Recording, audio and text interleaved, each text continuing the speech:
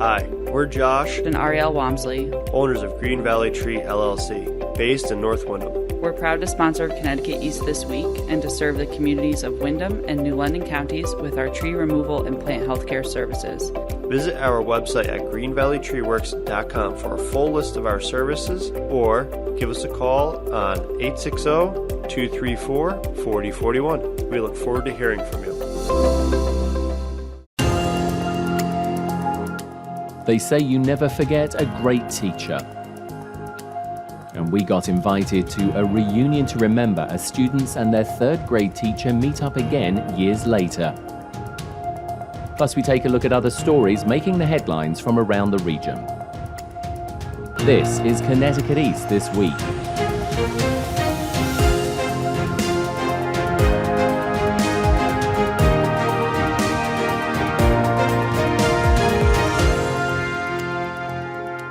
Hello, I'm Brian Scott Smith. We all remember our first love, and some of us also remember those great teachers that helped educate us and make us the people we are today. In our technological world, it's easier than ever to find each other again, and that's exactly what happened in this week's story. As former New York third graders from a class of 1965 found their third grade teacher living right here in Connecticut. So they set about organizing a reunion, and Connecticut East This Week was invited to tag along. Take a listen to this story about Golda Siegel Doyle, who's now 83 years old, and the meeting she had with 3 former students. And to all the teachers out there past and present, thank you for everything you do. Golda, it's great to meet you. You have an incredible story, which we're going to be discussing today.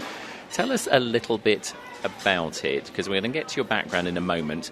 But you got contacted, you are a former teacher, and you got contacted out of the blue by some third graders you taught many years ago. Tell us about that. Yes, I am online as Golda Siegel Doyle, and I got a text from a gentleman who said, "Are you the Golda Siegel that taught at PS 30 Queens many years ago?"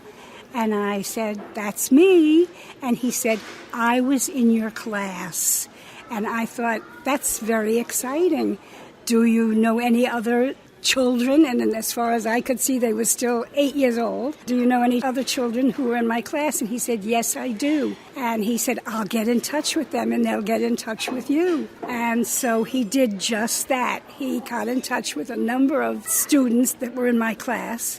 By the way, my class was 33 students, and they were the brightest students in third grade. Tell us a little bit about the school as well, because it was a brand new community, you were telling me. So we want to get a little bit of background on this, because it was a unique community that had been created. Okay, the community of Rochdale Village was built on the site of the old Jamaica racetrack in South Jamaica. And it was a rather depressed area, and I assume it was the city of New York that decided to do this. And they built a beautiful, beautiful 20 buildings of 20 stories tall, I believe. And the apartments were wonderful because I had some friends that lived there, so I got the chance to go see their apartments. Beautiful, big rooms, lovely, lovely apartments.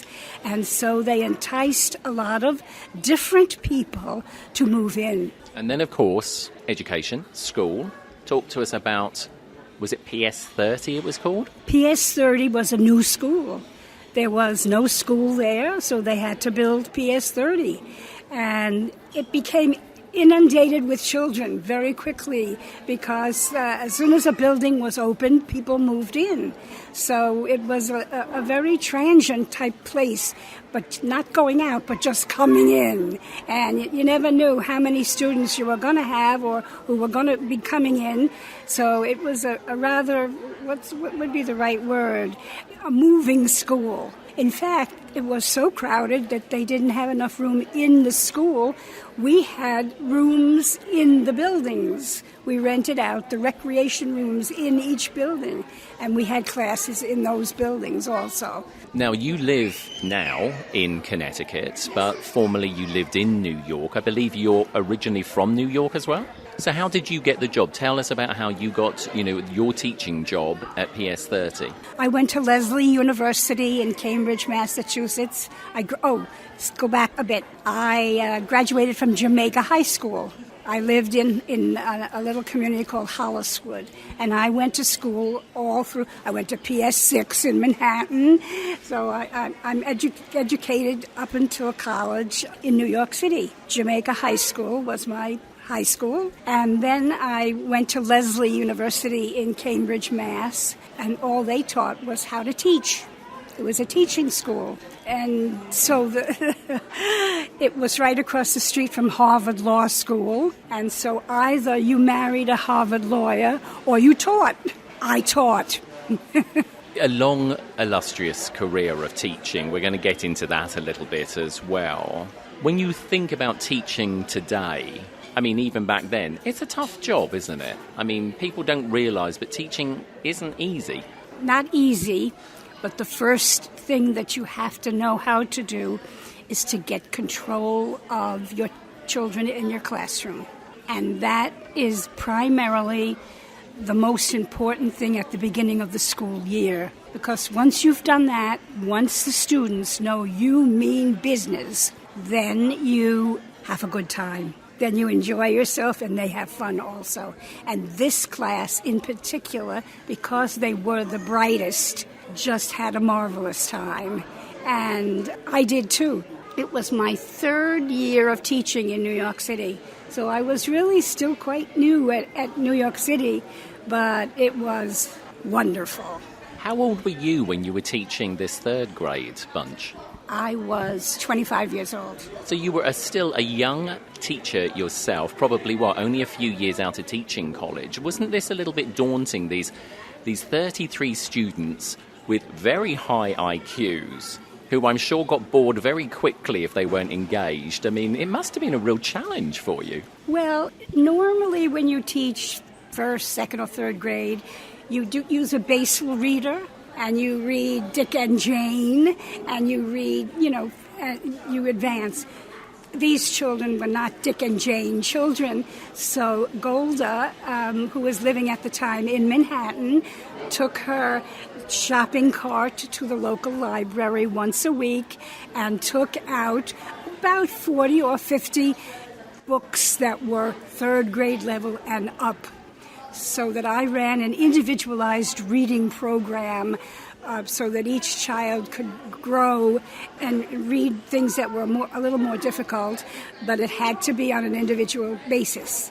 They couldn't go in a group for reading. So think back to obviously when you were teaching them. I'm sure there's many, many stories. Anything that's pops out immediately to you other than, what you've just said about the fact that you went out of your way to make sure that these children had a great education by getting them books which were going to stimulate them. Any other little stories that's coming back since you've been contacted by your former third graders? I think you're going to have to wait until we see them and we hear their stories, because I'm finding out things now I never knew when I taught them.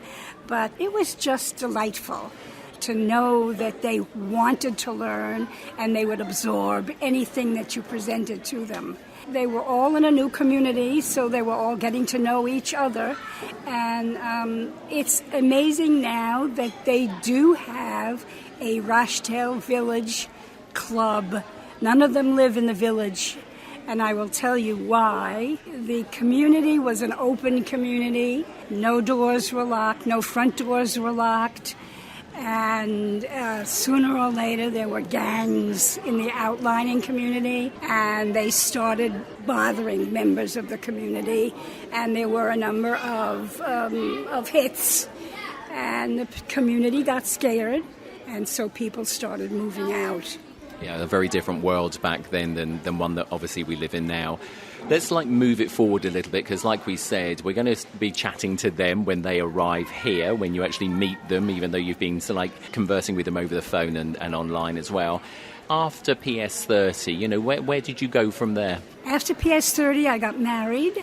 I had Meredith, and I had Jeremy, and I was a housewife. We bought a home in Newport, Rhode Island, of all places. We visited there and fell in love with it, my husband and I. And so we bought a house in Newport, and I had opened a children's recycle clothing store. So I had seen it in Newport, and then after 4 years, we moved to New London, Connecticut. And that's where I opened the children's clothing store, which was a lot of fun for about a year and a half or two. Then it got pretty boring. And so then I went back into teaching. And at this point, I substituted in the local public schools, which I didn't like. I didn't like only seeing the children for 1 day or 2 days and not really knowing them. So I ended up at Mitchell College in New London, Connecticut, and there I worked with learning disabled children that were 18, 19, and 20, and they needed help, and I had studied that. I have beyond a master's degree, so that was very rewarding for me. And then when did you finally decide to give up the teaching thing, or were you still like really teaching somewhere in your mind, as it were? I ended up teaching at the sub-base. I taught them study skills so that they could go back to school. At some given point, I expired. I just decided no more. You know, I think I was in my 70s, and I had grandchildren, and I wanted to spend more time with them. So I said goodbye to teaching in school, but I could always teach my grandchildren. So we are here in New Haven, Connecticut today. We are waiting for, I believe, 3 of your students, your former third graders, to turn up, and we're going to have a little talk with them. How are you feeling right now? Nervous. Why? I don't know why. I'm afraid I'm going to see them as 8-year-olds. And they're grown women in their 60s. And they all have New York accents. And, I'm nervous. This took quite a lot of planning on my part. And I want it to go smoothly. Well, we shall wait and see, but in the meantime, we'll say thank you to you, and we'll all wait here patiently for the arrival of your 3 former third graders. Yes, former. I have to remember that. Hello. Golda, how does it feel? They're here. I'm looking at them and I don't see. Go on her. Oh. You haven't changed. No, you look exactly the same. Oh, thank you. I want to give you that. She was hoping you were still going to be 8 years old when you turned up. We feel like 8 years old. Well, I acted like it on the way over here, so. I just want to give you a... Sue, so first time seeing Golda. First time since we got out of 3rd grade, I guess.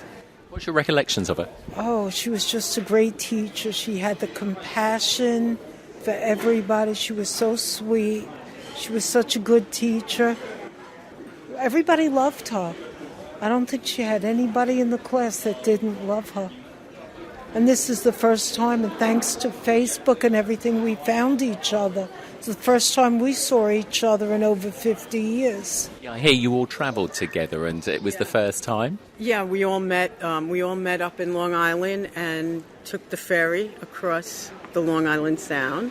So that was an adventure. Then we had another adventure that will remain unspoken of. And here we are. Meryl, you are the third lady here today.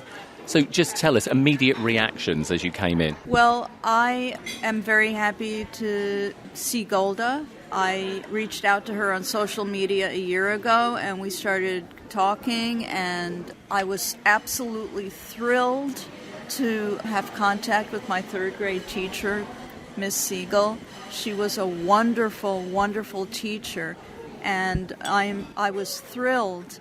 And so then Felice here and I connected on social media, and we started planning, why don't we get together and have a little reunion. And it was a year in the making, And Sue joined us, and Felice was kind enough to drive us to Port Jeff. We took the ferry over, which was incredible. And I just moved back to New York from L.A. I was living there for quite some time. So I moved back a year ago. So doing all these New York things is a thrill for me. And now being in New Haven is awesome. And I'm just so happy. I haven't seen Miss Siegel in, well, I won't say how many years, but it's been since third grade.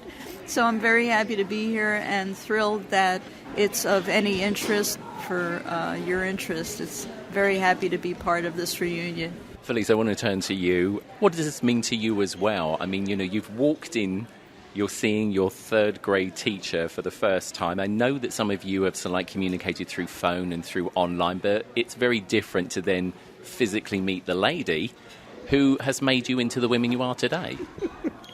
It's like nothing and no time has passed. I'm going to start crying.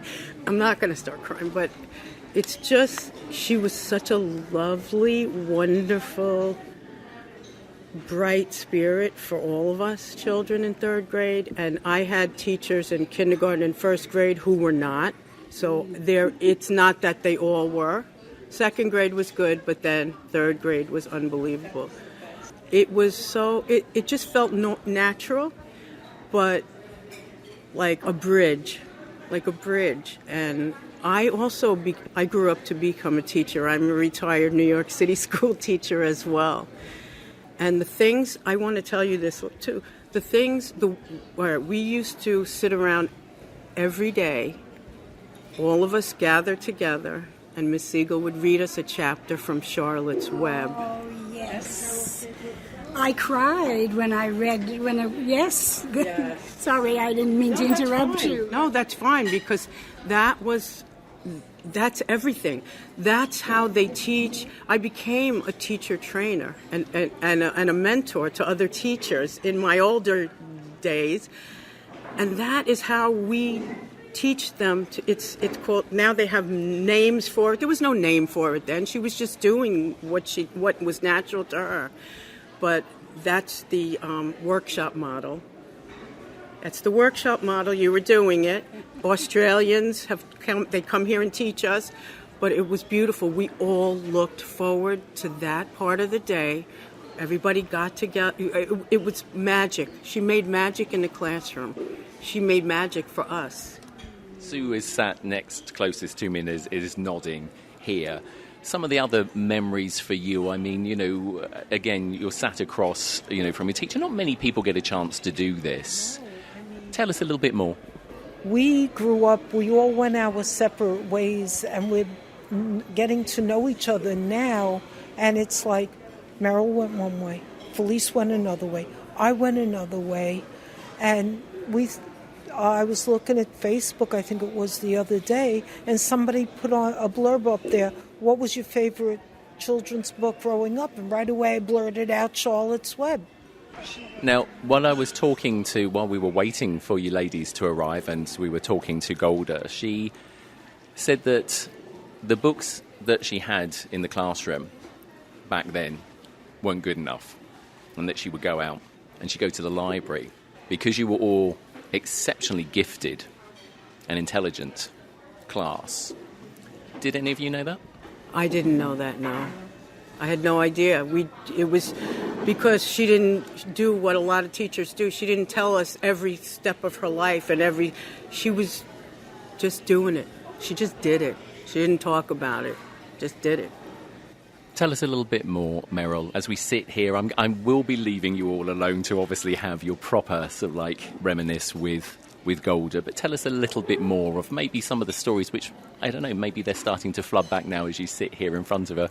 Well, the three of us, Felice, Sue, and I, looked at our old class pictures, and that brought back memories. And there's one up on the window. Did you just notice that? I didn't see it because that picture and one other picture, yes, of the three of us in this picture, and to be able to connect with two women who were my schoolmates from third grade after all these many years. This is the first time that we're seeing each other too. and Miss Siegel. I just remember that Miss Siegel was lovely and beautiful, and she was so glamorous. Yeah. And With that flip. with her hair, the long, beautiful hair, and her skirts, and her smile. And to remember a teacher after all these years who's made such an impact is very unique, I think, and unusual. And I'm just thrilled to be here. I see Sue, and where are you, Felice?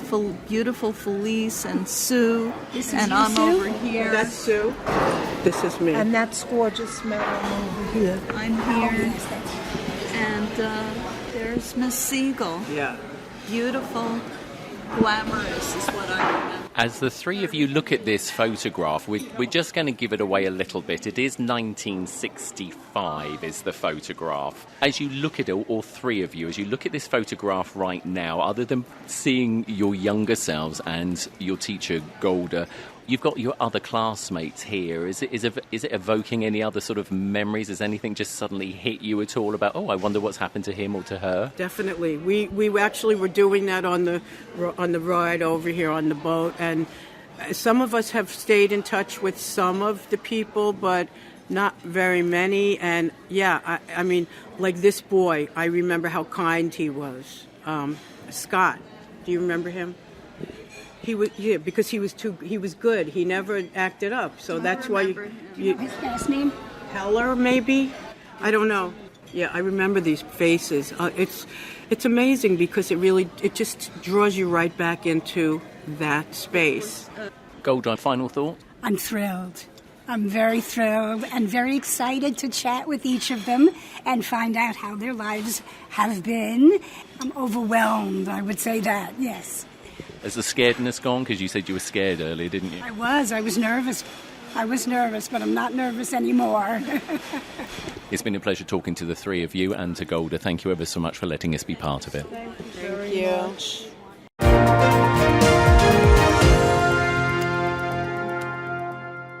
October is Breast Cancer Awareness Month.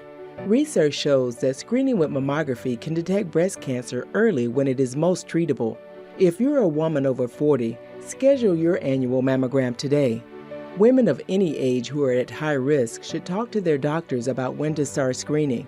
While white women have a slightly higher rate of breast cancer diagnosis, Black women are more likely to die from the disease. For more information, visit radiologyinfo.org.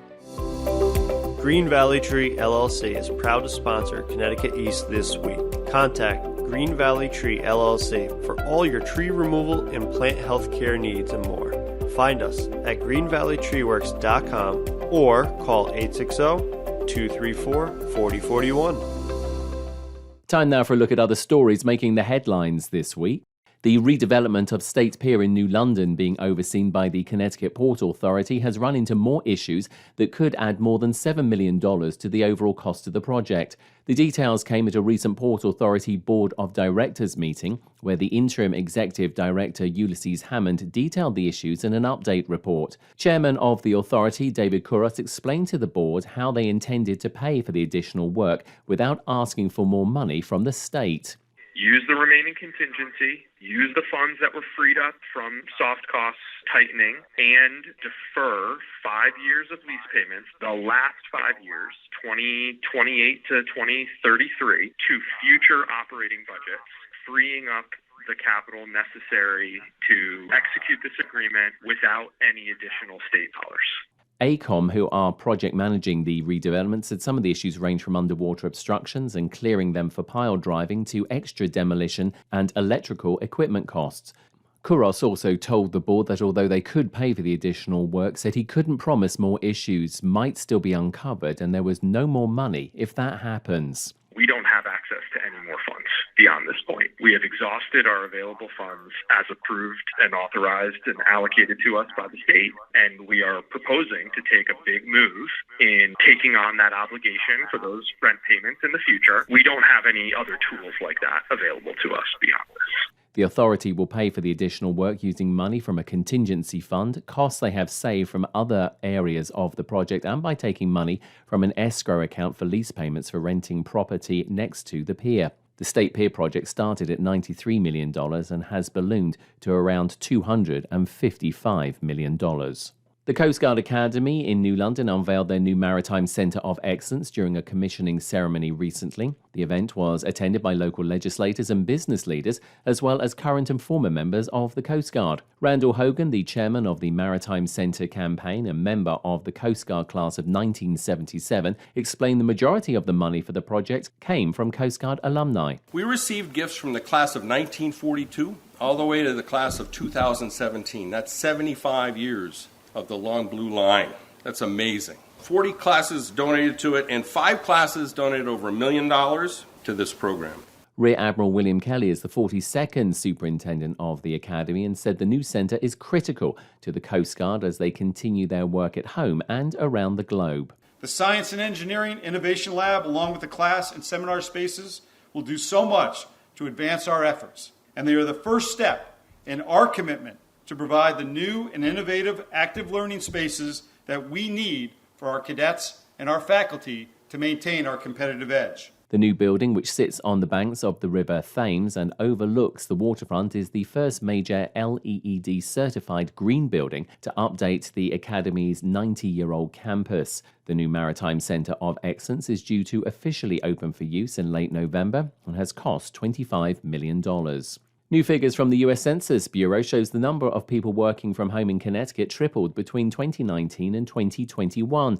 That's according to the new 2021 American Community Survey based on census data. Michelle Ridd-Nord is the executive director of Connecticut Data Collaborative, the official source for data related to the 2020 census, and says Connecticut also saw higher than national average numbers of people staying home to work. What's really interesting, I expected that increase in 2020, but it persisted into 2021. So before the pandemic, we had about 5.6% of the Connecticut workforce working from home. And then in 2021, we had 19.5% working from home. The U.S. national average for home workers for the same period was around 17.9%, putting Connecticut and other states like Colorado and Massachusetts as leaders in remote working. Ridd-Nord said the survey also showed for the same period a 2.5% drop in people working in Connecticut service industries like restaurants, which were closed for long periods of time and changing their occupation due to the COVID-19 pandemic. The oldest drawbridge of its type in America was celebrated recently in Mystic. The Mystic Bascule Bridge turned 100 years old, and local leaders, businesses, and members of the public celebrated the event with music and a fireworks display. U.S. Senator Richard Blumenthal was one of the invited guests and said the bridge is a symbol of America. And a bridge, of course, is not only a physical structure, it's a symbol, it's a legacy, it's a connection. And so this bridge stands and symbolizes for more than just its architecture, more than just its construction value. It is a means of celebrating, and bridges should be celebrating, what brings us together, two towns, two people, communities, families. Heather Summers is a state senator for the Mystic area and recognized the historic importance of the bridge and other events happening at the time. The patent number for the Mystic Bridge, 1270925, was issued in 1922. And the Mystic Bridge, was opened officially July 19th, 1922. So a lot was happening then. The bridge is owned and operated by the Connecticut Department of Transportation and was rehabilitated between 2000 and 2013 to restore its long-term reliable operation. It was designed by engineer Thomas E. Brown of the famous Otis Elevator Company, and when it opened 100 years ago, was the first of its kind in the country.